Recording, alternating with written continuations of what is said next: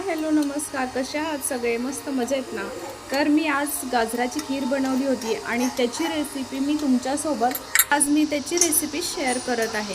तर बघा, इथे मी दोन गाजर अगदी स्वच्छ धुवून घेतलेले आहेत आणि ते गाजर बघा मी दोन्ही साईडनी पुढच्या आणि पाठच्या बाजूचं कट करून घेते आणि नंतर आपण त्याची वरची साल पूर्णपणे काढून घ्यायची आहे। तर अशा प्रकारे मी पूर्णपणे त्याची साल काढून घेतलेली आहे बघा। आणि साल काढून घेतल्याच्या नंतर आपल्याला गाजर चांगल्या प्रकारे किसून घ्यायचे आहेत।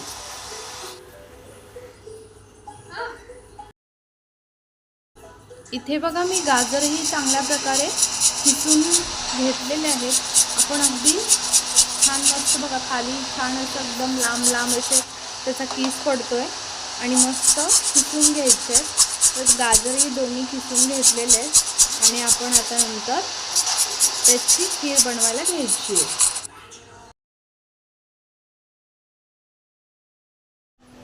तर बघा, इथे मी किसलेलं गाजर जे होतं ते 1 वाटी इतपत घेतलेलं आहे आणि ते गाजर तुम्ही बघू शकता, आपल्याला वाटीचंच प्रमाण ठेवायचं आहे आणि 1 वाटी गाजर आहे तर अगदी 2 चमचे तूप टाकून मी गाजर अगदी चांगल्या प्रकारे भाजून घेणार आहे। नंतर त्याच्यामध्ये 1 वाटी दूध टाकून घेतलेलं आहे। बघू शकता, तर बघा इथे थोडंसं मी साईडला दूध घेतलेलं आहे वाटीमध्ये आणि त्याच्यामध्ये 1 चम्मच इतपत कस्टर्ड पावडर घालून ते चांगलं फेटून मिक्स करून घेतलेलं आहे आणि तेही आपल्याला आता त्या खीरमध्ये टाकून घ्यायचं आहे। बघू शकता इथे चांगल्या प्रकारे आपली कस्टर्ड पावडर दुधामध्ये मिक्स झालेली आहे। तर मी इथे बघा 3 ते 4 बदाम घेतलेले आहेत आणि ते मी वरवंट्याने फोडून अगदी त्याचे बारीक तुकडे करून घेतलेले आहेत।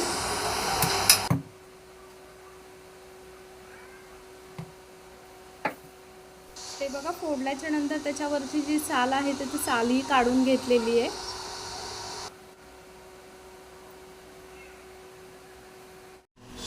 इथे बघा मी अजून अर्धी वाटी पाणी टाकलेलं आहे। तर एकूण आपलं 1 वाटी दूध आणि अर्धी वाटी पाणी असं 1.5 वाटी आपण पाणी आणि दूध घेतलेलं होतं। तर आता बघा त्याच्यामध्ये आपण अर्धी वाटी साखर टाकलेली आणि साखर मस्त विरघळली की त्याच्यामध्ये आपल्याला जे आपण कस्टर्ड पावडर टाकून जे दूध थोडंसं बनवून घेतलेलं होतं साईडला, तर तेही त्याच्यामध्ये टाकून घ्यायचं आहे। तर अशा प्रकारे एक उकळी काढून घ्यायची अजून आणि नंतर त्याच्यावरती उकळी आल्याच्या नंतर जे आपण बदाम वरवंट्याने अगदी बारीक करून ठेचून घेतलेले होते तर तेही आपण त्याच्यामध्ये घालून चांगलं शिजवून घ्यायची खीर। आणि बघू शकता थोडंसं त्याच्यावरती अगदी अर्धा चम्मच इतपत वेलची पावडर घालून मस्त खीर आपली बनलेली आहे। तर एक 10 मिनटं शिजवून घ्यायची आणि त्याच्यानंतर गॅस बंद करून द्यायचा।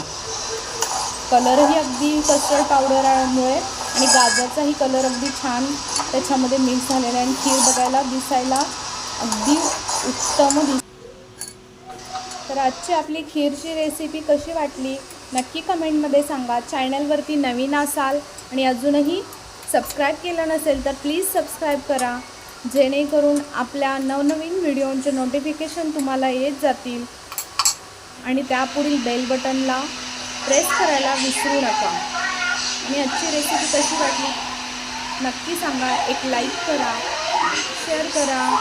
धन्यवाद।